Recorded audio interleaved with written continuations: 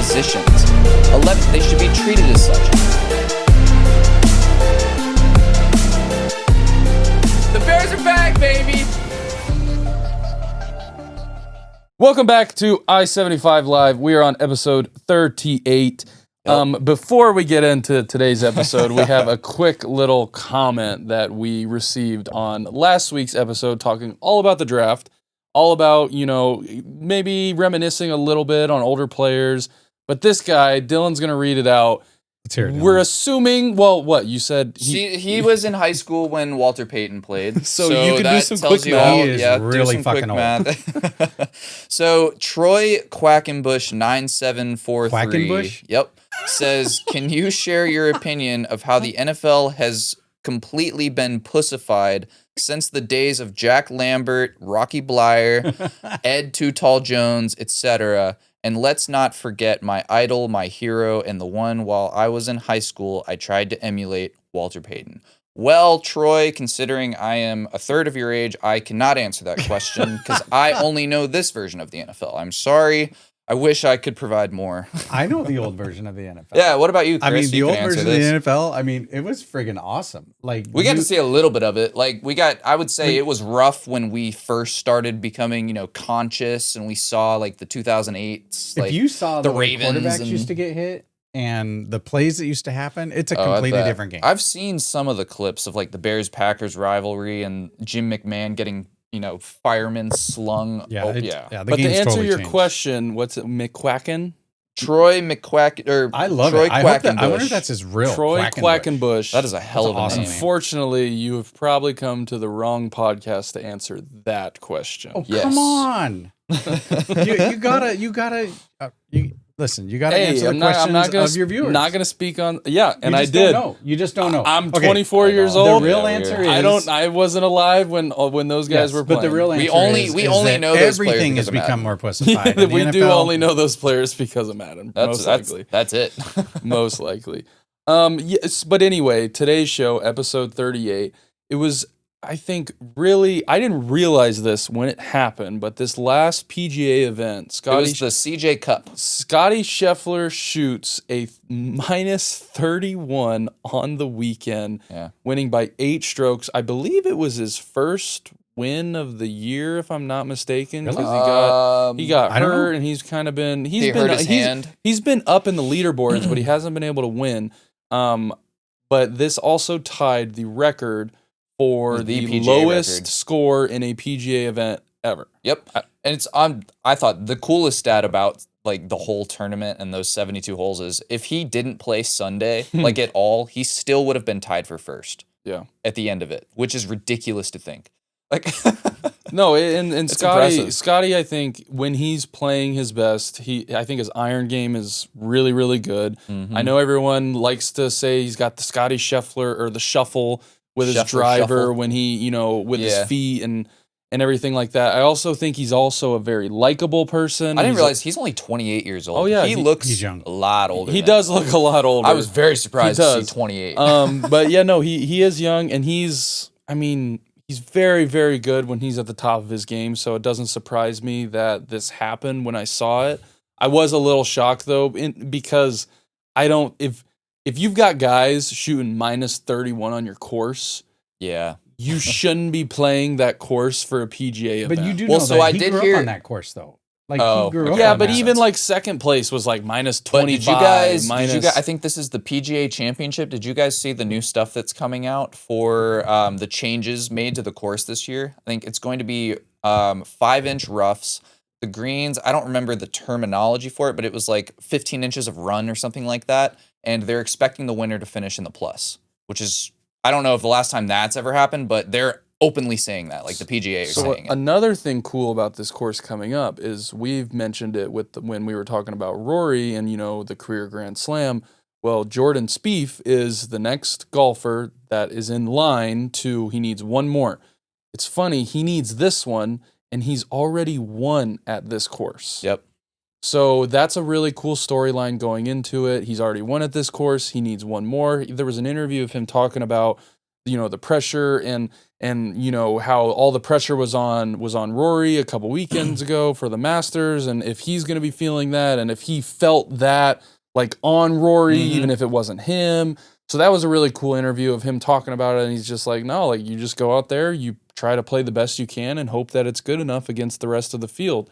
Yeah. So, but I am rooting for, I think everyone is the same way we did with Rory. It'd be really I want to see two Grand Slams in the same year. Has that ever That'd be happened? amazing. No, hell no. And it will never These are probably 30, 40 happen. years If it apart. does happen this weekend, I mean, this would be the first. It would have to happen this weekend. It's this weekend For it the to, PGA like- Championship. No, I think it's next weekend. They Okay. have one more, and then the next Gotcha. weekend after that. I'm a huge Jordan Spieth. Another guy that's very likable. He's kind of known for creating memes of him talking to himself and saying Yes. what. Oh my God. Yes. Yeah, Jordan Yes. Spieth is awesome, and Yeah. So I'm rooting for him. I hope for it. I hope the pressure doesn't get to him the same way it did for Rory all those years until he got it done at the Masters. I will definitely be watching it and cheering on Jordan Spieth. I have a question for you guys then, because I'm sure everyone knows, and you guys know, I am completely new to golf as of this year. The Masters tournament this past, month was the first tournament that I had ever watched. So put this score that Scheffler just shot into perspective in terms of like Tiger's greatness. Like, did Tiger ever do anything like this? Yes. And shooting -31. Who holds the record? -32. I actually don't know who holds that record. I will say though. So, like, how many times would Scottie have to do stuff like this, and how many years in a row would he have to do stuff like this to even be considered in that conversation with Tiger? Win majors. That's win majors. Because how Win many times majors. did Tiger win the Grand Slam? Tiger. Well, what do you mean? Won the Grand Slam? All 4 majors. Well, Because one he's done time. it. One time. No, I know But you can he- only officially do it one time, but he's won those majors multiple times. He's each one. yes. He has the career Grand Slam, and he also, let's just say how good Tiger was. He has what's called the Tiger Slam, Yes. is all the holds all the majors That's what I in was the same trying to calendar bring year. up. Yeah. So I think for anyone, it's kind of like the Michael Jordan, LeBron thing, to where it's always going to come down to, I think, golf. If you ask any professional golfer, it's, I want to win a major. I want to win majors. That is, I think, very similar to any other, the Michael Jordan, LeBron thing, the Tom Brady, Patrick Mahomes thing. Until someone sniffs or gets close to Tiger in the majors, I don't think it's even a question that anyone is as good as Tiger. I seriously don't. Yeah. I mean, we were talking about it the other night with, I think someone asked about, I asked how long do you think Tiger held the number one spot, like number one golfer in the world for? And they were like, oh, like It was a couple months. I was like, I laughed. I was like, it was like almost, I don't It even. was almost 10 years. It was almost or like something. 10 It was years. ridiculous. It was was- two different yes. spans of 5 years. with like Yes. 2 months in the middle of it to where he wasn't. Where it was Yeah. probably like Yes. Mickelson or someone yes. like that. So listen, I mean, I would never say that the PGA or any course on the PGA is easy. However, looking at that course, it was pretty open. But you're looking And- at it from a pro's And it was a perspective. course though, that he grew up playing on that course. It was in his backyard. Like he played that course probably more than any golfer out there. So to say that he set some amazing record, I mean, when you go back and look at Tiger Woods, Dylan, he finished 23 below in a tournament. And that was one of the big ones. Yeah, So, 23 but when below. you look at what he did, there's just Dawson. You're right. It's all about the majors. Majors. it's all about majors. And I'm sorry, Tiger Woods was Well, so then, my question would be, we don't have to answer it, but because you said Tiger Slam, how many times has Tiger technically won the Grand Slam? Because I know, yes, you can only do it once because Well, win he's each only- major the first time. But how many times has he won the Masters? How many times has he won the PGA Championship and the other 2 majors? So like, realistically, he could have like 3 or 4 Grand Slams, is what I'm saying. And Yeah, it's like, he doesn't. That's completely he untouchable. doesn't. I'm pretty sure he only has 1. If Okay. anything, maybe 2. I'll look. But it he up. has. I know he's won the Masters a few times, a PGA Championship as well. What's the other one? Is it Open. Pebble? Well, Yes, it's the U.S. Open and the then US the Open. British Open. British Yes. Open. Yeah. Yeah, he's just, I mean, Ridiculous. he's ridiculous. And I mean, Tiger was so good. And all I really have to say to that is him holding the number one for literally 10 consecutive years. Yeah. I mean, that's the craziest. I think out of all the majors, out of all everything, that is the craziest stat to me in Tiger Woods' career of How good was he? He was number 1 for 10 years in a row. Okay, so actually, so Dylan brings up a really good point. And Dylan, I just looked up these numbers, so check this out. Basically, he won the Masters 5 times. Yep. He won the PGA Championship 4 times. He won the U.S. Open 3 times. And he won the British Open 3 times. So he's got 3 Grand Slams. So actually, kind of... He has 3 Grand Slams. That's ridiculous. And he has the Tiger Slam. And I guarantee you, y'all haven't found that stat out before. So now you're looking at Slams. Scheffler. So you say, okay, when is Scheffler gonna? Hey, Rory, 2 more times, bud. Yeah. Did you hear what Tiger? Did you hear what Tiger actually said to Rory after he won? His text, it was like 5 words. It was like, "Welcome to the kid. Welcome to the club, kid." Yeah. So it was great. 3 Grand Slams and the Tiger Slam. Tiger Slam. So, hey, Dad, how good was Tiger Woods? Pretty good. Son, Next question. He has 3 Grand Slams. Oh, he also has a Grand Slam named after him called the Tiger Slam, where you hold all the majors in the same calendar year. He was number 1 in the world for like 10 years. And he was number 1 in the world for 10 straight years. Yeah, that's... Oh, really, Dad? Yeah, Dad. He was pretty good. He was really good. Pretty good. So, yeah, I think that probably kaboots your question of how... Scottie, you've got a lot of work. And there's a lot of great golfers out there right now. But he's probably like 10% of the way there. I mean, it's like there's people say it all, there's levels to it, and Tiger's here, and everyone else is here. Yeah, Tiger's like kind of combining Tom Brady, Mahomes, Rogers, and Manning all into one. Yeah, well, man, don't forget about Montana. Like, he's all of those guys into one. So I don't know, when's that going to get beat? Probably never. But next one, so this was, Cooper Flagg declared for the draft a few weeks ago. And we've been kind of talking about this on and off, and I looked this up because I was curious to see if it was actually possible. So next Monday is the NBA draft lottery, May 12th. And the deadline to withdraw his name from the draft lottery is May 28th. Yeah. I have that backwards. The deadline to withdraw his name. Sorry, we're going to cut this. Draft lottery, the little ball spinning thing to determine the picks, the order of which, they pick, is May 12th. And then 2 weeks later, Cooper Flagg, all that time in between, he can withdraw his name. So my theory is like, what if the Wizards or a team like that gets the first overall pick? Like, you as Cooper Flagg, would you just go back? Because like with NIL now, he's making millions anyways. Well, we've said this from the first time we entertained this conversation. I personally think if it's not a team like Philadelphia or San Antonio or Chicago, I'm going back. And I'm going to try and win a national championship. Yeah, I mean, and if it's all... do you think it's about the money, or do you think it's about... It depends on what kind of person he is. That's what it really comes down to. Does he care about legacy? Does he care about legacy or money? And honestly, you could have a chance at both, regardless in the NBA, obviously. But maybe the Duke NBA legacy, will rig. They're going to rig the lottery because they don't want him to go to the Wizards. And that's what I think could happen, because that's what's happened in the past. I mean, if you don't think it happens, then you're lying to yourself. I mean, the Bulls had a 1% chance to draft Derrick Rose, who's from Chicago back then in 2009. And it happened, or 2008. So it is possible, and Cooper Flagg is a perfect player to do it with because he's captivating as hell. Everyone in college basketball was paying attention to him. Yeah. Everyone that's paying attention to the NBA draft and their team is, a part of the lottery, they want. And the NBA wants that. They want that attention. They want that. Oh my God, They're not going to waste it in Washington. There's no way in hell. So let's just say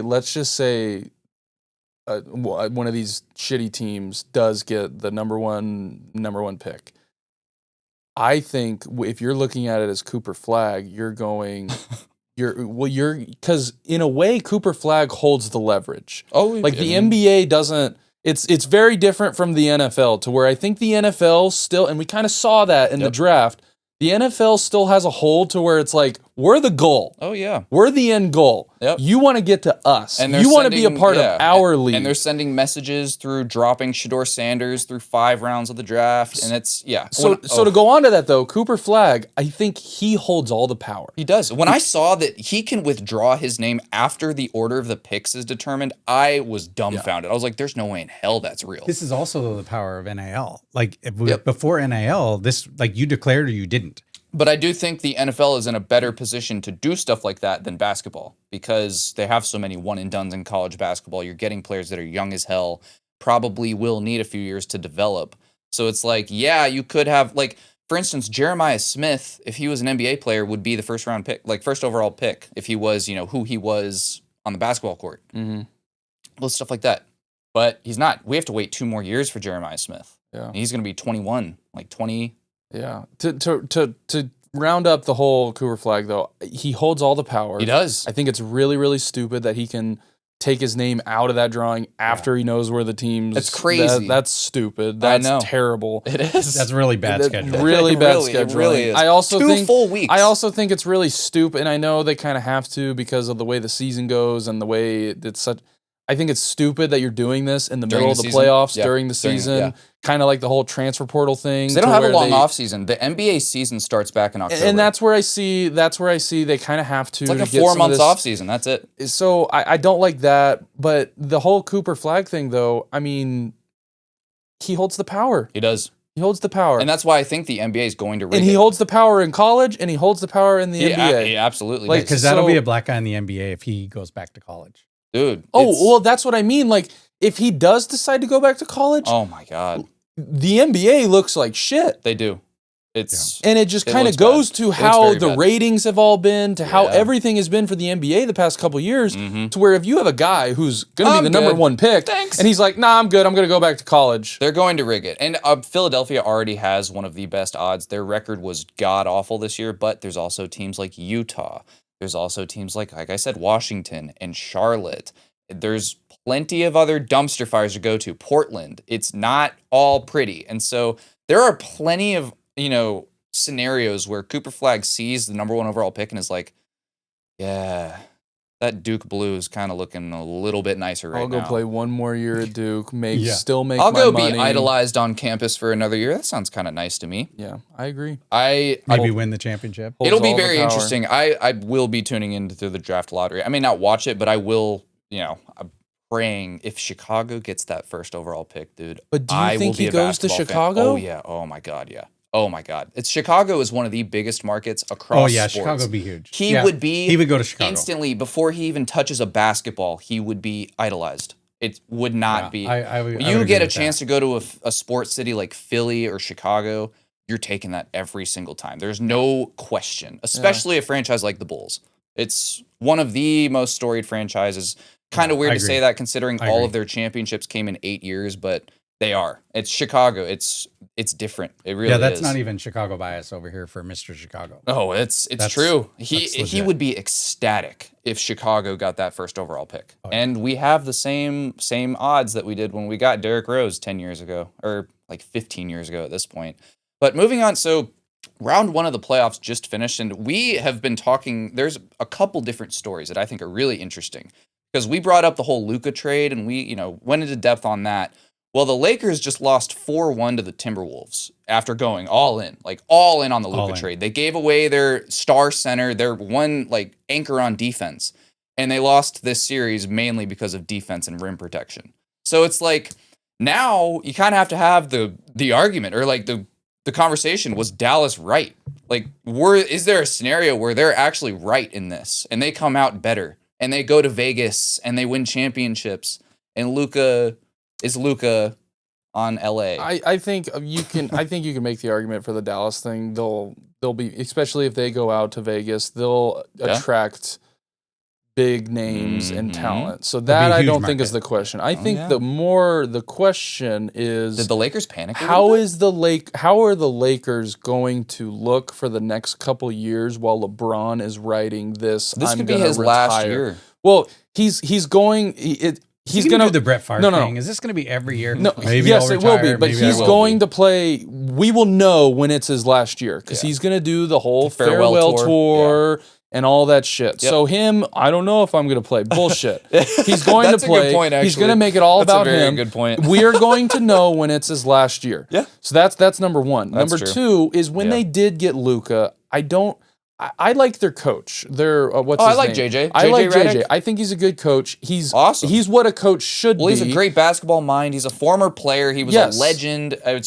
Great in college, great in the NBA, but yeah. So to go on top of that, I think it was a little, not unfair, but a little fast to build a team like this centered around Luka and LeBron, to where going into the offseason, I think if you got a couple more years with LeBron, you have Luka, you have some of the other role players, but you can build this team a little bit better knowing what you have to throw some money at some guys and go, look, we got 2 more years with LeBron. Screw it. It's going to cost them and a that's what I fortune, though, think. to keep But him. do you think if they win another championship, it won't matter? But their GM Rob Pelinka already came out and said, like, this offseason, obviously with LeBron getting older and coming to a close, I mean, his career's almost done. This is going to be a year where they try to make some bold moves. And really, it's just, we're thinking, because I remember the Lakers had a trade for a center. They traded, it was like a 7-footer from Charlotte, and it got, voided because he failed his physical. So realistically, that could have completely screwed them. And I mean, they didn't have a backup plan. Their center was already gone, and they don't have anybody. So it shows they were trying to build some type of defensive structure, knowing what they had. So that's what I mean by give them an offseason, give them their coach who I think knows that that's what they're going to need with LeBron, with Luka. So I'm not completely out on it. And I think, like I said, if they win one more with LeBron, it doesn't matter how much money you spend. It all kind of is worth it. The whole Mavericks thing, though, of did they make the right decision? If they did and they end up going to Vegas and they end up doing that, like I said, they're going to draw people because of Vegas. So I think ultimately they'll be fine. Does it suck for that team and the players on that team right now and how that whole thing kind of transpired? People are asking. Clay Thompson got asked the question, like, if you knew about everything that happened this year in Dallas, would you have still left the Warriors to go play in Dallas? And he just said, "Don't do that to me." That was all he said. I mean, so I mean, only time will tell, and you can only speculate crap. And I think the Lakers will be fine because they're going to build for this now for the next couple years or however long LeBron is going to play. Too. Yes, and then I think Dallas, if they do end up moving to Vegas, like I know we've kind of hypothesized, I think they'll be Here's fine. the other thing, though. Luka is not under contract with the Lakers for that much longer. He's really not. So there's a potential for him to go elsewhere if it really does fall apart next year. Because I think next year might be the last year of his deal, either that or the year after. And he's going to be in line because of all the accolades he has and making it to the finals. Outside of winning an MVP, he can sign like a $250 million extension, which is a lot of money. If you're the Lakers, use these last couple. If it is his last year, try and get a ring. And then it's all worth it. And you can send off LeBron, and maybe you send off LeBron, then all of a sudden you still have Luka, and then you build a whole team. There's a lot of possibilities. Oh yeah. So next, this is the last story for NBA Round 1, and this is kind of centered around YouTube because this is a father-son altercation, which I thought was just hilarious when it happened. So the Bucks and the Pacers last week also finished their playoff series. I think the Bucks lost like 4-1 4-1. And at the end of the game, after the Bucks blew like a 9-point lead with a minute left in overtime to lose the series, Giannis is on the court after the game ends, the second the game ends. And I think John Haliburton is his name, Tyrese Haliburton's dad, walks out onto the court with a towel with Haliburton's number and last name and is just shaking the towel. This is what we do. This is what we do right in Giannis's face. And you can see there's a video of it. And that Giannis was the clean version. That's not what he said. It is the clean version. But Giannis handled this like a complete gentleman, humble human being, just like class act. Honestly, hashes it out with him. Seconds later, is like walks up to him. It looks bad because he didn't realize it was his dad at first. He didn't. He thought it was a fan. Yes, and I guarantee you, if it was a fan, he would have acted completely different. But he, I guess, recognized him because he knows Tyrese Haliburton from like All-Star games and stuff like that. And I'm sure he's seen his dad before. And that instantly, kind of backed him down. And it looked bad at first because they got in each other's face. And at the end, it did, like you saw Giannis, give him a thumbs up and be like, it's okay. And then after the fact, Giannis, talks about how that's not what he would have done, just how he grew up and how he was raised. So my question for you guys is, I can't really give an unfair analogy and say like, I don't know, it was a championship clinching scenario, but say Dawson, for fun, say this is Dawson's senior year, right, at Cumberland's, and you guys are in the national championship, and you hit the game-winning shot as time expires to win by 1. What are you doing, Chris? If it's Dawson's senior dad. year? Senior year, Dawson? Senior year. What are you doing? I'm going on that fucking field and I'm celebrating. At that point, because there's fuck not a it. damn thing they can do about At it. that point, fuck. But before we get into your question, But wait a minute though. But hold this on. wasn't a. Before we get into your question, I want to touch. I think the way that Giannis reacted was his job interview to the rest of the league to get a shit ton of money on a new team. I'm done in Milwaukee. I'm This done is in the type of Milwaukee. person you're getting. Please come get me. Boom. Giannis, come on Bingo. over to Chicago, So baby. We'd be that's my happy to first have you. thought on that whole thing that happened last week. Yeah? Is that was his job interview to the rest of the league. I think so, too. This is who you're getting. Probably, yeah.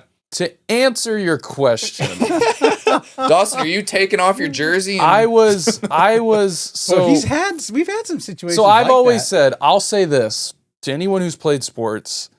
I mean, anyone who's played anything competitively, no matter what it is, talking shit, and that's part of it. best shit talker. I've always lived by the rule, though, and this is what I've always said: if you're playing a kid or playing a team or whatever, and they're talking shit to you while they're losing, they've got some dogs on that team, in my opinion. It's easy to talk shit when you're winning, and I think Michael Jordan said he something did like in this. in the Last Dance. It's easy to talk shit when you're winning and when you're ahead and when you're beating the crap out of the other team. It's a whole nother ball game when people are talking shit to you when they're losing and you're smacking the shit out of them. So in that scenario, if it's my senior year, last game ever, I don't give a flying fuck. I really don't. I mean, do whatever you want. Fuck all of you. I'm the best. Like you can't do anything. You're never gonna see me on the field ever again competitively. So screw you.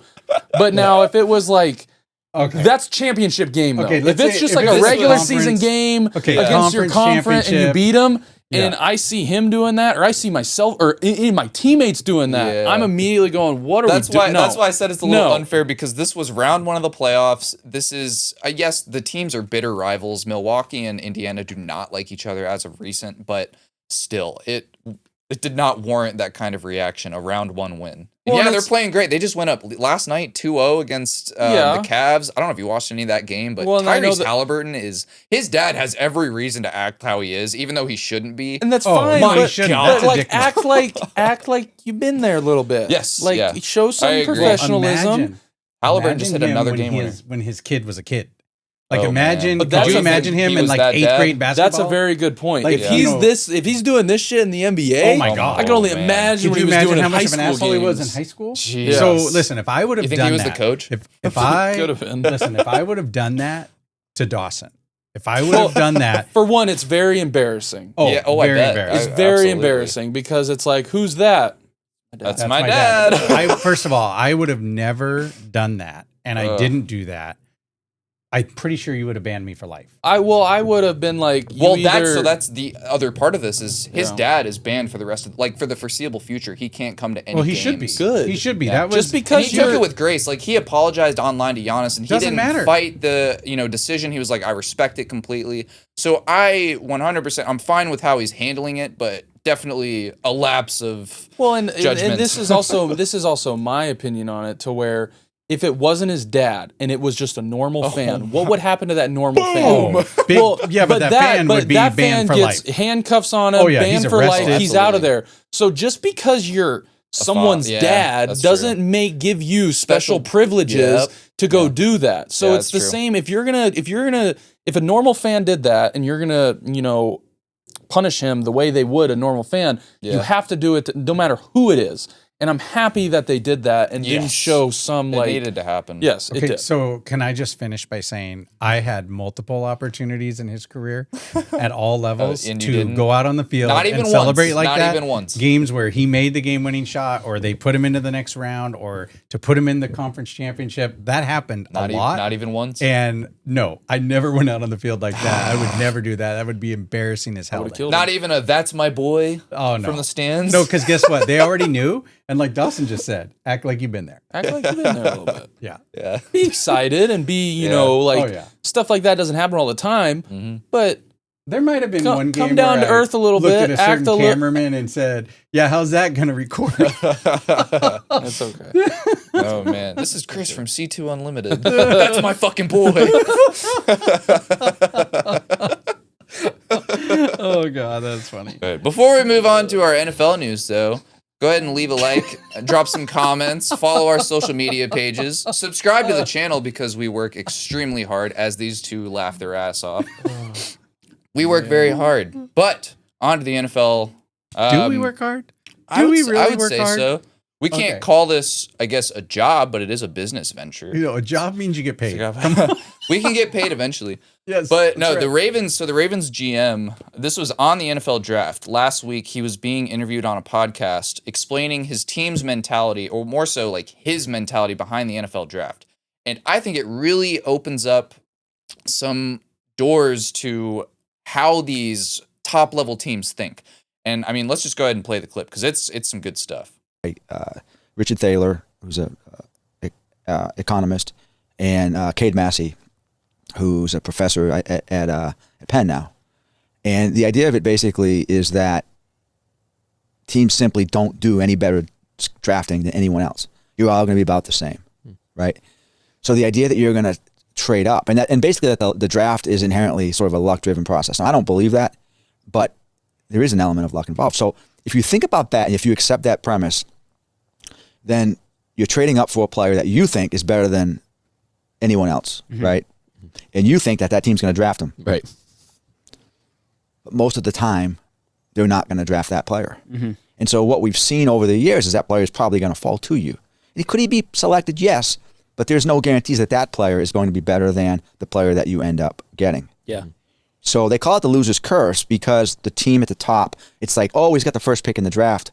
Well, you know what? The player that they select, we've seen this many times. There's no guarantees that player is going to be better than the player that gets selected at 25 or 30 in the first round. And so all things being equal, I know I'm doing a lot of talking about this, but it's a passion of mine. It's fascinating. All things being equal, right? The fact that no one really knows who's going to be better than anyone else, the only rational approach is to get more at-bats, Right. is to pick more. Which I think is perfect. I think that he said a lot without saying much, that like you should avoid trading up in the draft. It all, for the most part, unless there is just a guy that you are 100% sold on for some reason, more at bats, the way he said it, is the way to go with the draft because there are no guarantees. Tom Brady, 6th round pick. There are plenty of You can go cases. down the list. Oh my God. of- With the amount, I would undrafted argue players. that most of the all pros in the league right now are not 1st round picks. That I would go as far to say that. And maybe it's half and half, but the fact that it's even that, there are no guarantees. And pick as much as you can because It also goes, I it think, betters to your show. It also goes to show we consistently see, at least for the last couple years, for the last, I think, 20 years, we've consistently seen the same teams picking at the top of the list every single year. So you can look at that the and Browns go, picking It's a bunch. not like the Browns are winning Super the Bowls every Texans, year. yeah, the so Jaguars, you can look at that and go, hold yeah. on, what if we Titans. What if we maybe start trading some of these picks to kind of get Get more at picks, bats, like what the Bears get more did with the Bryce picks? Young, deal. Yes, and kind of turn or get more chances because I do think there's a lot of luck involved in the NFL draft. My God, yeah. There's a lot of luck in which teams fall in love with certain players and if multiple teams like certain guys and will pick him just because they like him as a person. I've heard John Gruden come out and say that he's picked players because he just loved them and liked them over the player he probably should have picked. So I think that happens all the time. And if you have, with anything, and some of that stuff that he said to a guy who understands football and pays attention to it, it's kind of like, well, no shit. No shit, that makes sense. But if you, obviously though, it doesn't to a lot of these guys making some of these decisions at these organizations that are worth billions and millions of dollars. It tells me too that these guys aren't just football players or football coaches. Yes. Like here's a guy following economics. I mean, this is a paper that was written. It was a big study, this loser's curse. Yep. And it just goes to show these guys are smart. And it does make sense though. The more picks you have, the more chances at having your ball drawn to win the lottery. I mean, that's all that it is. Well, and he makes Absolutely. the point of more at bats. There's a reason why you put your best hitter as your one. That's right. slot. Like you think about it in baseball. You take your best hitters. They're always batting 1 and 2. Always. Or maybe you didn't do cleanup, but they're always batting because you want them to get the most at bats. So yeah, it's so always- it does make That's true. it does make a lot of sense, and I think it brings in it's funny because in a way, I think he's saying that to be like, yeah, some of these GMs and some of these Have people no idea have what they're no doing. idea what they're doing because they're consistently at the top And of you these wanna drafts trade with us, every so you year. take 'em. So I sent this clip to my dad, and he brought up a great point that the Bears' old GM, Ryan Pace, thought the exact opposite, because that's what he traded a bunch of picks to go and get Khalil Mack. He traded up for Trubisky. He traded up for any number of players. And it was always, we had like 3 or 4 picks in the draft. And most of the time, one of those guys was good. And I was always pissed. And now he's on the Falcons. Ryan Pace is and that brings up the idea of, you know, there's just, you would rather, it falls under the idea of falling in love with players. Mm-hmm. When you fall in love with a player, you feel like they're worth more than they actually are, Yep. and you're willing to You give get up. emotionally attached. You get emotionally attached to where they're from and how their interview went Yep. and how good of a person they are. Yeah. But ultimately, when it comes down to the NFL, doesn't matter. If So you is can't that- play, you're not going to be on a team. If you don't play very well within your first couple of years, you're not going to get another deal after your rookie deal. Yep. That's what it comes down to. And some of these players, and there's lots of examples, they fall, or these GMs and these people, the scouts, the head coaches, they fall in love with these players. Yep. They trade up for them, and then they don't go to anything over Yep. How about over if what. they don't fall in love with a player like Shooter Sanders? Like, Well, that's then the there's exact that opposite side, of but what it's you like, just think said. about it this, like, I've brought this up so many times, and it's just, I'm just amazed at it every time that the 49ers don't get more scrutiny for trading all those picks for Trey Lance. Because that's what happened. I guarantee they fell in love with the potential of Trey Lance, and they probably fell in love with the person. Yes. But he's trash. And I'm just like, that's not me. Like, it's just true. Like, he's not even, I think he's on the Chargers right now. And it took him weeks after free agency to get that deal. And it's like a 1-year prove-it deal behind Justin Herbert. So it's, and they traded 3 first-round picks for him Yeah. to move up like Yeah. 7 spots. Yeah. Yeah, the coach should have been fired over that deal. Because Yes, he pushed for that. He would be if Brock Purdy didn't fall into their laps in the 7th round. That's a But very the good last point. pick, Yeah, he Mr. would have been. Irrelevant. Shanahan would be gone. Same Another with Elway. example. Another example of think about this draft or that draft that Purdy was drafted. He was Mr. Irrelevant. Yeah, And the last he pick. went to a Super Bowl. Yep. Like that's not supposed to happen. But Mhm. it proves what this GM just said. Exactly. It proves that DeCosta Well, knows what he's talking about. And when does it surprise you that he's the Ravens GM? No, not in No. one. And Not in the slightest. Look at all the talent that they have drafted they are the past couple years. consistently They one of the best consist- drafting teams. I completely agree. So, Oh, yeah. so it doesn't surprise me that the teams that probably follow very similar, Yep. principles I would assume to this. I would think the Bears. I would say the Bears have kind of followed this blueprint as of recent. It started with the deciding to trade that first overall pick when he could have taken Bryce Young. I think that's when I started to notice a shift in finally kind of acting like you were one of the top teams. the And you- Eagles are also very good at Oh, this the as Eagles well. are And incredible we've seen at it. that I'd to say what the they've been able to Chiefs- build. The Chiefs as The well. Chiefs, yes. So you could look at the league as a whole and go, "Oh, I'm sure that team does that." Oh, they're always so. Mhm. there- The Rams do there's a lo- this. there's The a lo- Rams do this too. There's a lot of ways to view it. There's a lot of ways They- to look at it. The teams who consistently are Mhm. who's a great example of a team that just falls in love with players, picks them. The Browns. Yeah, the Browns, the would be a Browns good all one. the time. Deshaun Watson too. Like Yeah. it doesn't even have to be players they draft. It's just players. Like Yeah. Odell, they traded for him. Yeah, It's just a bunch of shit. yeah. Trying to, I guess make their fans happy. Trading for Jerry Jeudy, which it looked pretty good now. He had a good year He had a last good year, year Pro last Bowl. year. But regardless, they're one of those teams, and it's. But speaking on players that could get traded, I guess we'll kind of transition because Jalen Ramsey has been a talk around the league for a while now, and a lot of people thought he was going to get traded during the draft. I thought he was. He's not leaving And my I team. was kind of surprised, really, at the lack of players that are on teams currently getting moved during the draft, because I don't think it happened much at all this time. But Chris, Jalen Ramsey, No. I know you don't want him to leave, but No, it's he's not it's leaving. not looking good. No, I know. It's really I know not. it's not. God, it sucks. It sucks though when you fall in love with a player and then the team, it just happens. I mean, yeah, but realistically, like there are a couple of teams that could use him, and I do think he's on one of these teams in a few weeks. I think he's going to be on the Ravens. I think he could go back to the Rams. The Rams. I think he could go back to the Rams. To I think the me- Falcons make a lot of sense. Yeah, the Falcons make a lot The of sense. too. Packers, which I'm Packers thinking of make sense. NFC teams because I don't think the Dolphins are going to trade him to the Ravens. I don't think so. All or those the Chargers. All or the those teams Chargers. make sense. They 100%. do. The Chargers, I think, make The Ravens to me are just like, Of course. of course.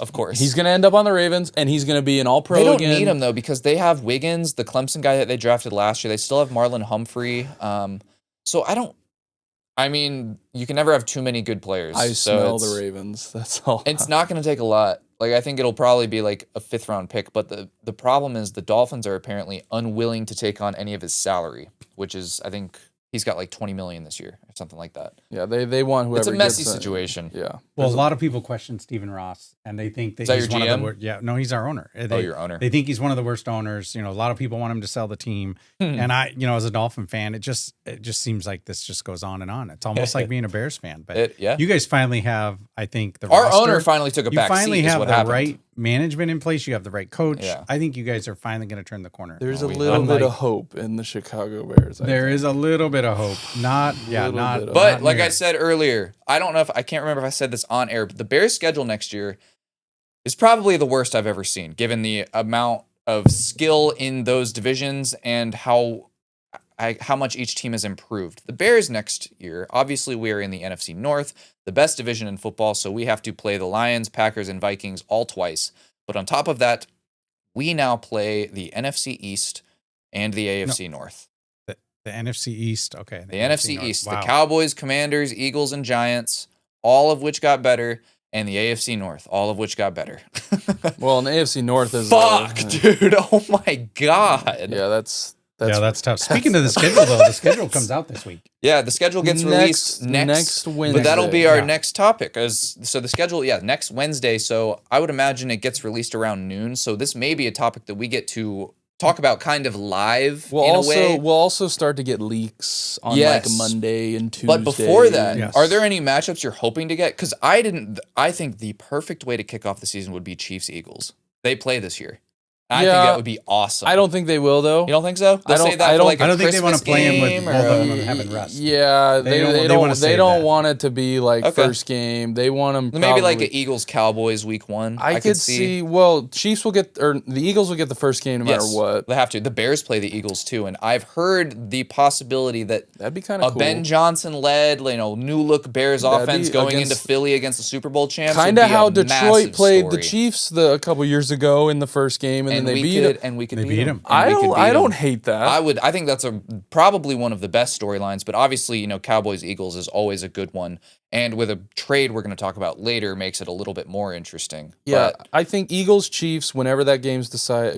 Lions Eagles is another great one. I also like. There's a Rams Ravens matchup that I think is going to be awesome. I like Broncos versus the Chiefs. I know we'll get them twice. Yeah, I know they're in the same division, but the Broncos are looking really, really good now. Oh my God, yeah. Again, and then the Chiefs, you never know what they're going to look like. If they could look like Rice may be back if he doesn't get suspended finally. I mean. Would you rather play, think about that though, would you rather play one of those teams first game, first week, when maybe they're not going to be as good as they are maybe week this 7 is or 8, true. just to maybe get a cheap win? Yes. I would love it. Of course. I would love it. I also think the Patriots play the Falcons this year. Is it in Atlanta? It's not in Atlanta, unfortunately. But I know we play that division, so it's always fun playing the Falcons just because of the 28-3. Another one. So I have a feeling that they're going to have this game right around the same time that happened last year, Halloween. Bears Commanders. The Hail Mary. The game that derailed the Bears season completely. It's a rematch, and I think it's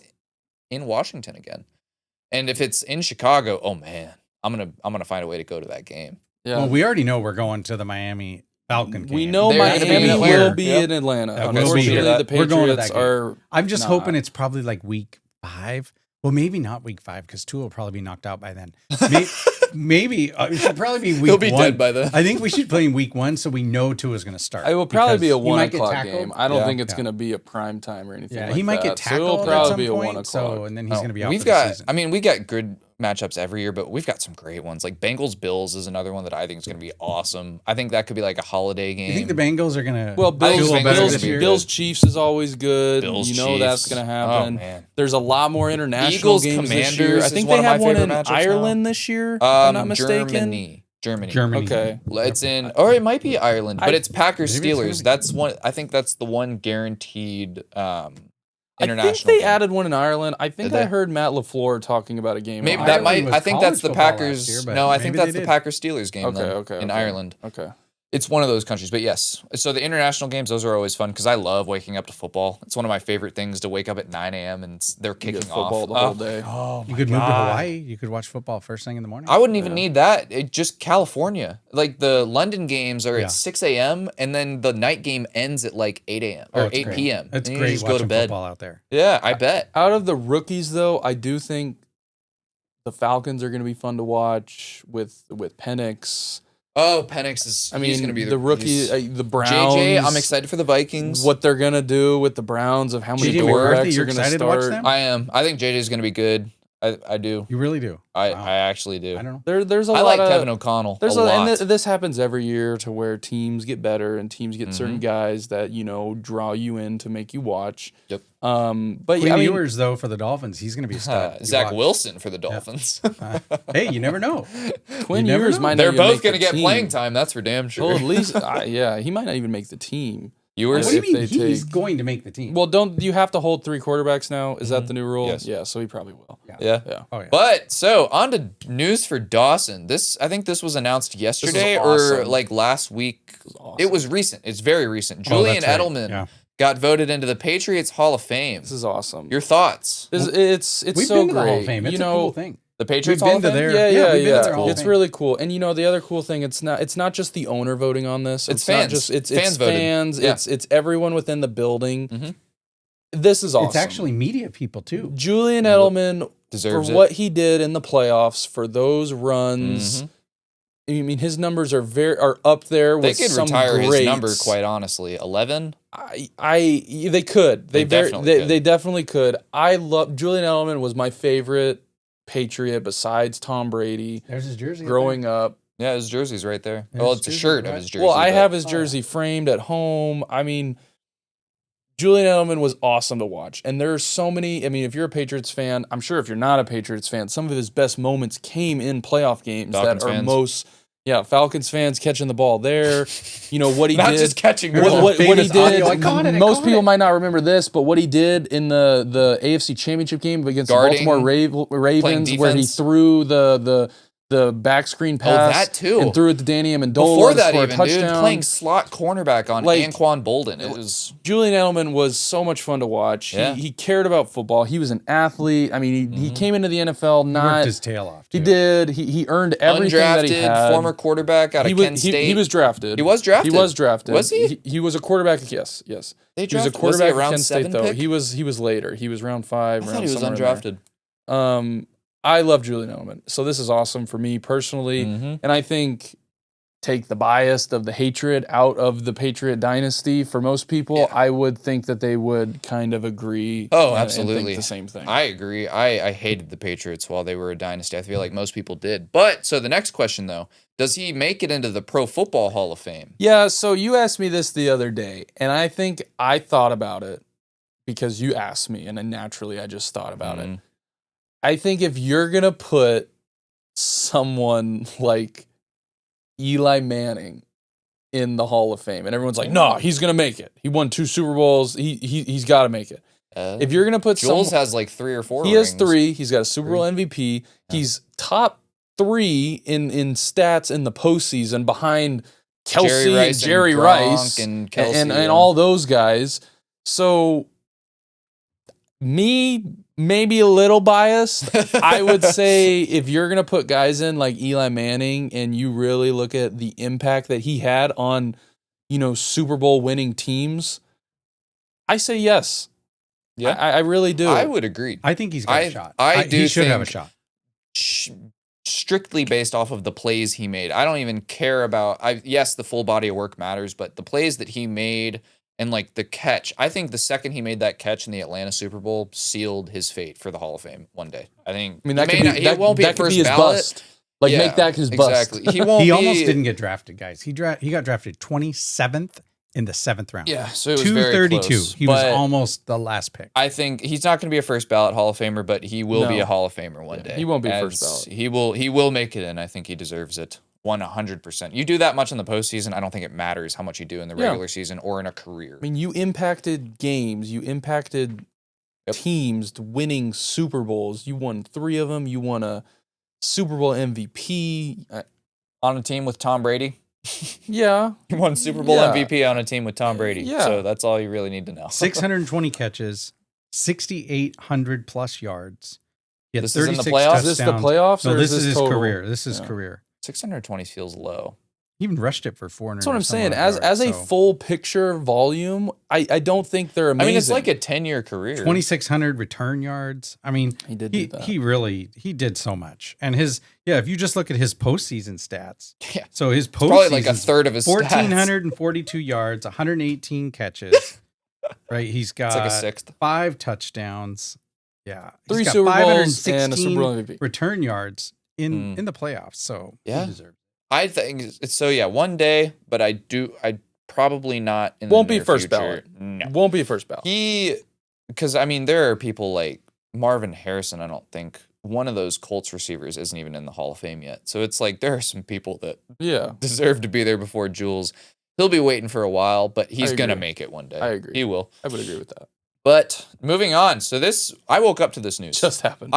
Literally just happened. I don't know how he woke up to this news. I heard this It was news 8 a.m. after I was awake. It was 8 a.m. No, it happened really early. I mean, 5 a.m. I saw my I'm up, so- notification. I woke up at 8 a.m. and that was the first thing I saw. And it was That's right, Adam the Scheffler. Steelers trading George Pickens to the Cowboys. And full trade details, Cowboys get Pickens and a 6th-round pick next year. In exchange, they give the Steelers a 3rd-round pick next year and a 2027 5th-round pick. I really like this trade for the Cowboys. I know it's a rental, but I mean, George Pickens is a dog when he plays and when he's not beating the shit out of the other team's number 1 cornerback or fans. But I mean, it's good for their offense. It fits. I think it fits the Dallas Cowboys with his personality. I will say that. I don't know how much sense is going to make. I think they're going to really... I think, and you and me disagree, I think he's very, very similar to CeeDee Lamb. And I know you can put CeeDee Lamb Because- more in the slot. Also, I was saying CD, because he's like, the slot is your Z, right? Your Z receiver. X is outside. X Z is receiver, inside. Y is to the weak side of the quarterback, and then Z is the slot. Y is normally your tight end. That's and your then- tight end? Yeah. I thought that was like a normally. U. It's all kind of varies. I Okay. mean, some people do it differently than others. So but I think because CD has played last year, he played a lot, outside because Had he was to. their only receiver. But now I think this unlocks CD to do what he really does, which is like the Amon-Ra St. Brown role, which is like, yeah, he's all over the field, everywhere. He runs every single route because that's what he was drafted to do. That's why he was so highly touted out of Oklahoma. And so I think CD has like 120 catches next year. And I don't think like he might be my 1st-round pick in fantasy now. Now that the Pickens trade, sorry, I just gave some insider trading info, but I mean, Pickens unlocks so much for that offense Let's not if let him he get him. plays. We're going to take Pickens. I'm taking Pickens. Well, If that's what I'm. No, If I draft before you, I'm taking him. CD, You can not trade me. No, Pickens. CD. Oh, CD. I'm taking CD. But Thanks for reminding me. so That's good. the news is that this happened right before we started filming. It's already came out that George Pickens will not sign an extension with the team this offseason. Right on par. Plans to test free agency. Yeah. And so, yeah, that Great. part is like he is very much a rental. And that part with trading a 3rd-round pick for him and a 5th, that's when it kind of gets a little murky. And you're You like, did it again, Dallas. that's a Jerry Yeah, Jones They trade did it right again. there. They did it again because he And- can literally walk, and they've lost those. How picks. many receivers Well, hold on. in their receiving room This right there would be have the they f- traded hold for on. 3rd-round picks? This would be the funniest part. It's at least 2. This would be the funniest Cowboy to happen. Oh, no. That he has a career year and then and leaves. then leaves. and then leaves because they can't pay him because they still have to pay Micah Parsons. And then he goes to the Commanders. It goes somewhere. Or the Bears. That would be Or the the Bears. funniest part is you literally traded all these picks for 1 year. They still don't win the Super Bowl. They probably don't win their division. They're not winning this. They're not going to win anything. So they don't get anything out of it. Except ticket sales for Jerry. Except that and Jersey literally sales. boosting him to go get a huge contract somewhere else because he's betting on himself by saying this. Because he believes he's worth But more do you money. think the contract's already signed, or could he back out at this point? Because No, he's already said It's he's not already a going done to. deal. Yeah. Well, It's a done This deal. is his last year of his rookie deal. Yeah, so he's basically saying, I'm going to bet on myself for this last year Yeah. to Well, play I as get good it. as I can. But I mean, He's you gonna- got to and be pissed if you're the So Cowboys. that would be the yeah. funniest part is if he has a really, really good year. They can't afford to sign him for whatever he's going to ask for 'Cause they have because to they pay still Micah they have to pay Parsons all these still. other people. He's gonna bounce, and then it'd be even funnier if Micah Parsons bounces what's a after really that good too. year? What's a really good year for the Cowboys? Is it winning one playoff Well, I'm talking game? it's Is that individually, statistically I for understand, yeah. Pickens. I don't know. I mean, The if he Cowboys, goes for like, 10 it's touchdowns, Super Bowl or bust. 1,100 yards, I mean, yeah, realistically, how are you happy at the end of the season if you're a Cowboys fan and you don't win a Super Bowl? Because like what you just said probably happens. At least like half of it happens. and even if it goes poorly, you still lose him. Oh, yeah. That's a bad And you deal. still traded those 2 Jerry picks. Jones, he never ceases to amaze. So it's a lose, and it makes me so happy because the Cowboys consistently So easy to suck. make fun of the They're Cowboys. so easy to dude. make fun of. It really is. well, you gotta get rid of these 80-plus-year-old men making decisions. It really no, does. No, Is Robert Kraft not is- men. There's one. There's No, one. Robert Kraft. No, Robert right. Kraft I is know. still the GM, right? For No, the no. Patriots. We have Wolf. No? We have that. Okay, so you finally learned. Yeah. There's, yeah, Jerry's there's the one only guy one. making decisions Jerry in Jones. Dallas, and I don't Jerry's the care only what one. anyone says. No, it's Jerry. Talk about making emotional decisions too. Yeah, and not being that- smart. That is ridiculous. So I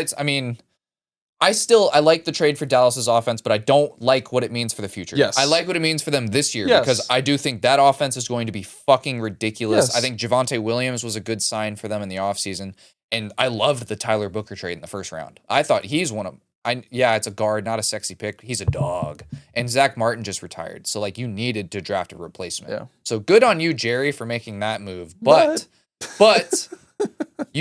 I guess this comes with being an 86-year-old man that you're not necessarily looking for years down the road. He's trying to win a Super Bowl right now because he knows that he's couple Until he months gives away the from team- broken Seasons over. away from being Yes. out and then to he gives the pasture. team to his son, and his son, who has been, just His raised by him, is You going know to what be would a be Jerry really funny? 2.0. Hey, imagine and- this. Imagine when Jerry finally dies, like a year or two later, they're going to win the Super Bowl. Oh, you know when what's his gonna son happen. takes Oh, over. man. That's does what the the right universe does. Oh man, The yeah. universe always It corrects would be. itself.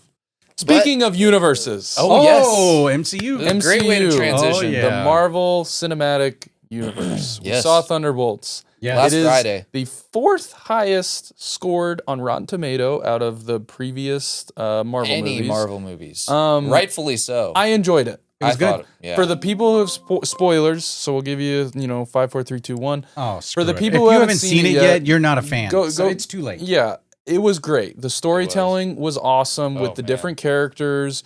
I saw someone on TikTok. He was, how they capped a Taskmaster within the first Yes. 10 minutes. Yep. Someone See said that it was Marvel's way of knowing that they fucked up with that character. We're gonna and recast the actual character later We're on. just gonna completely get rid of it and admit to our mistake that we did that way wrong. Yep. We're just gonna get rid of it, and you guys were right. We fucked that whole character up, so now it's no longer there. Thank God Marvel's in good hands at least. So, now. but yeah, no, it was the storytelling Yeah. was great of what they did for each individual character. I thought was awesome. What they did with Bucky, I thought was great. This is another thing I saw on TikTok, and I know I'm referencing that, but they said it's kind of like when you play like in a video game and you play the main villain, and he's this almighty, just strong as hell, overpowered, has all these abilities, and you beat him. You unlock him for you to play, and it's like, what the fuck? Yeah, what is this? What is this? It's not anything to what I did. And that's what someone kind of said they did with Bucky after the Winter Soldier, to where in the Winter Soldier, Well, that's you knew what it was. That's because he was.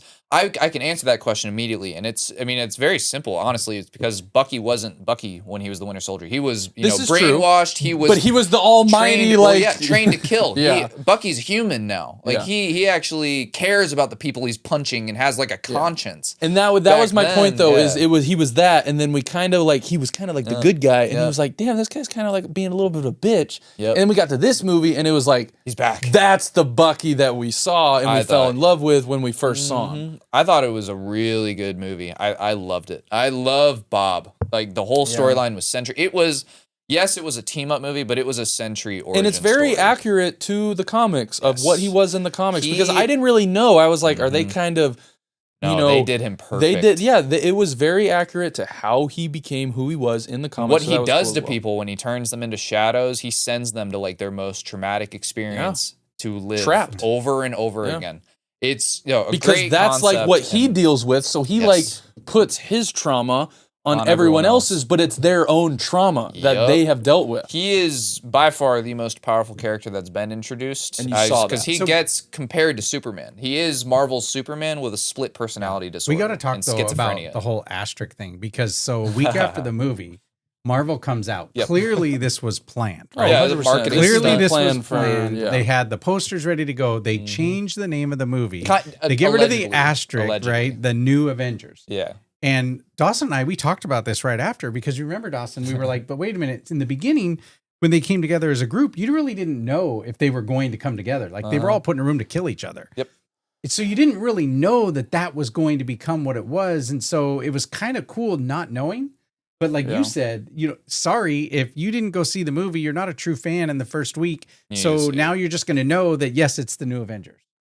So I mean, it kind of changes the way you watch the movie. Yeah, it does a little bit, because when it didn't have, if it would have been named the New Avengers from the beginning, you knew they were going to come together. You knew they were going to come together, and you would be waiting for it the whole movie. But when that chick went through that wall and left them all in there to burn, like for a minute, you're like, oh, holy fuck, like they're all going to die.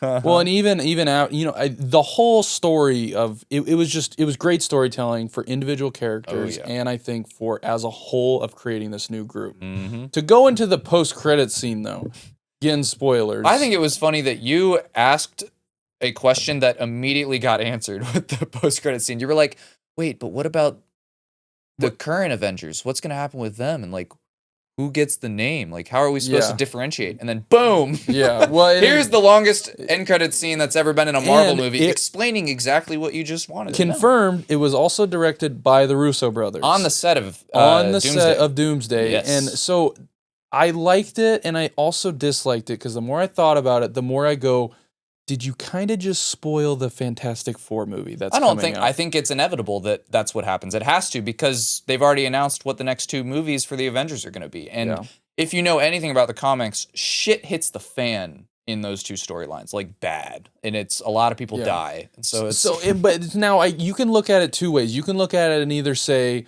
because, in the Fantastic Four, some of the trailers that we have seen, they kind of show of they're having to save their world. So they're either coming to this universe to say, hey, we need help. We need to go there and help because we need to save, or they're coming to this universe because their world that they're coming from just got destroyed by Galactus, or, whoever the main, Doom, whoever it's going to be. Doom exists in that Fantastic Four universe, by the way. So my theory still is that Robert Downey Jr. is going to be in that movie. Yes. And they're hiding him as the main villain. And that Doom would be is awesome. going to be the reason that they're headed to this current universe into the end credit scene. It's not going to be Galactus. Yeah. I have a feeling that they're going to do kind of like Doom's going to kill Galactus. I think that's my theory, is that it's going to be something like that. I think the theory, because a lot of people have been not pissed off, but very confused on this universe and this world and Earth 1, 2, whatever, and this like, where the hell? So to me, this I'm seeing kind of the vision, I think, of where it's like, okay, this Galactus, this Doom is going around destroying all these different universes, all feeding them into one universe to all come together and go, hey, we need to stop this guy in order for all of our universes to still be a thing and us to live out. And, we saw that with Loki, with now he's, the overseer of the green tree. The timeline. The time, yes. So to me, I'm seeing a vision. I'm seeing like a plan and a story of, okay, this is going to happen. We need to somehow get all of our heroes to know about each other, come together, fight this guy, fight whoever to keep all of their separate universes intact. Yeah. That's kind of where I see the story going. Well, regardless, I think I'm really encouraged for the future of Marvel. And I think in like a conference or kind of like a showcase, Kevin Feige, the head of Marvel, came out and kind of laid out the plan for the next few years. And thank God, because ever since Endgame, it's just been trash. But he's finally kind of laid out, he said, quality over quantity. You're getting 1 to 2 Disney Plus installments per year, and that's probably paired with like 2 movies every year. And then he is now the leading creative mind for the overhaul in Marvel. So none of that woke shit anymore. We're not getting any more She-Hulk shows. it's, I think they're coming back to their roots. And this felt like it. It felt like a very serious movie that took itself seriously, not like Thor: Love and Thunder, where it was just a giant 80s throwback movie filled with jokes, dog shit, of like complete dog shit that a 3-year-old would enjoy. My question to you, do you think that there has been enough to make us care about these huge new Secret Wars? And not yet. Give me the Fantastic Four. Do you think? Yeah, that's what I mean. Like with Iron Man, with Thor, we had all these years to like build it. Yeah. To like care. Like, do you think they've done enough? To, like, fall in love well, with the movie comes out next year. Have us to care about it. They don't have a lot of time to do it. That's what I'm saying. Yeah. Do you think they're rushing this a little bit, or do you think maybe the movie gets delayed?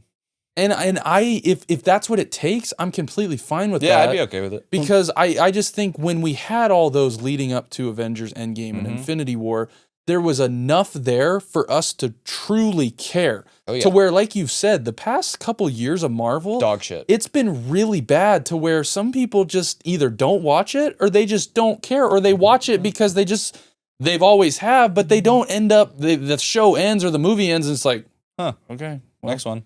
Cool. I'll wait for the next one to see what they do. They definitely went through a lull. But that's what I mean. I hope they're not rushing this with all these characters, with all these things for us to like. That's what made Endgame and Infinity War so great, is because we cared and we had all this time invested with these characters, to where we don't have a lot of time invested in a lot of these characters that are, what newer. Projects besides the Fantastic Four? What other projects come out before that?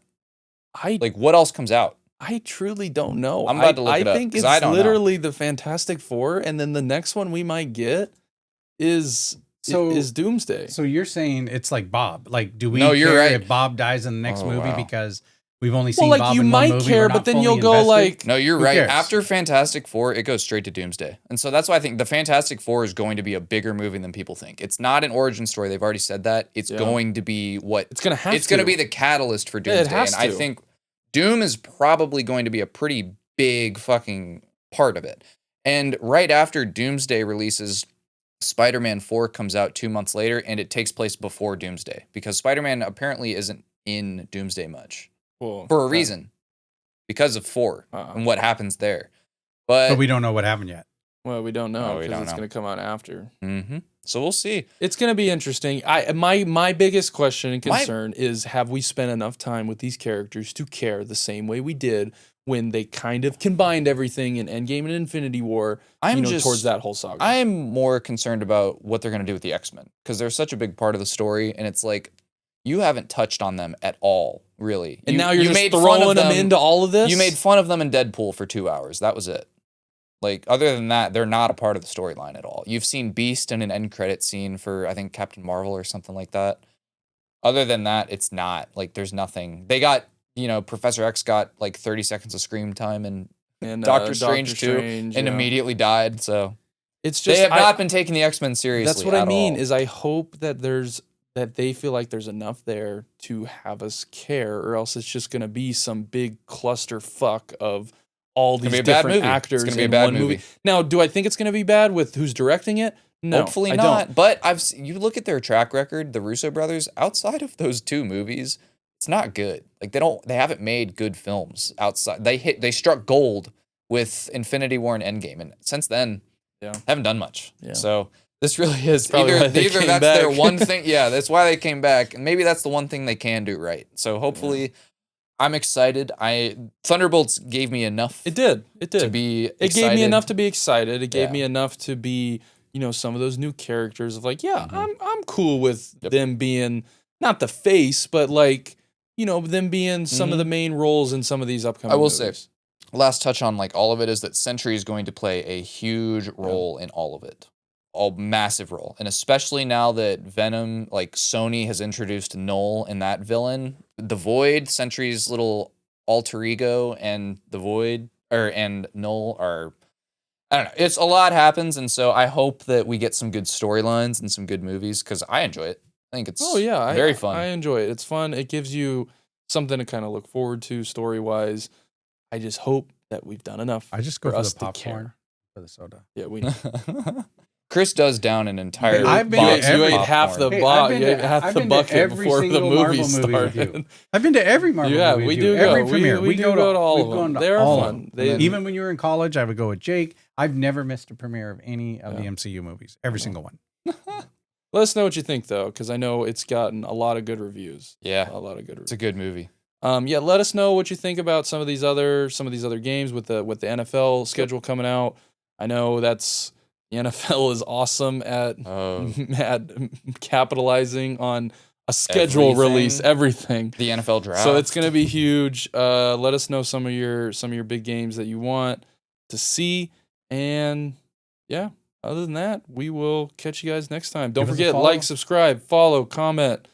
What was his name at the beginning of the show that we mentioned? Oh, fuck. It was You what? put me on the Shiver, spot, like, man. hit a hell of a Sorry. name. Troy Quackenbush. Troy Quackenbush. All Thank right, you. he's a follower. Thank you. I Thank like you this for guy. watching, man. We need more Troy Quackenbushes. Need more Troys. in the comment do. section. We do. I can't wait to What meet him. happened to the game I love? We had a Patriots fan comment on our draft because I mentioned the draft to me. It's just kind of, and he was like, I've always loved the draft, but I do agree with you that it kind of just was Meh. It was like, okay, cool. Well, when So, you guys win the Super Bowl every friggin' year, we didn't. it's hard to pay. Pretty Yeah. close. Yeah. Pretty close. But yes, Yeah. keep the comments coming. Quackenbush, we appreciate it. Yes, thank you. Right. Unfortunately, I think we're a little too young for your version of the Hey, but NFL Walter that Payton you remember. was a I have no stud clue to what that watch. version of He football was is. so Nope. special to watch. He Nope. really was. Oh, I'm sure he was. Completely different. Completely different. Yep. Yes, don't forget, like, subscribe. We are on Spotify if you don't want to do it on YouTube. Yep. We appreciate anything you watch us on. And yeah, we'll see you guys next time. Sure. It's been real, guys.